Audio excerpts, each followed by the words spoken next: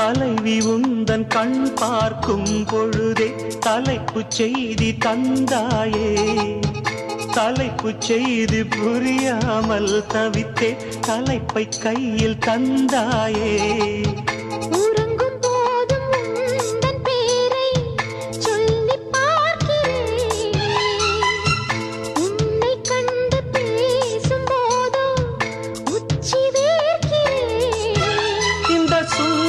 வார்த்தைகள் தந்தது யாரடி உன்னை கேட்கிறேன்.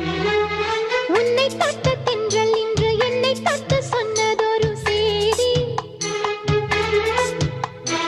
உள்ளுக்குள்ளே ஆசை வைத்து தள்ளி தள்ளி போவதென்ன நீதி.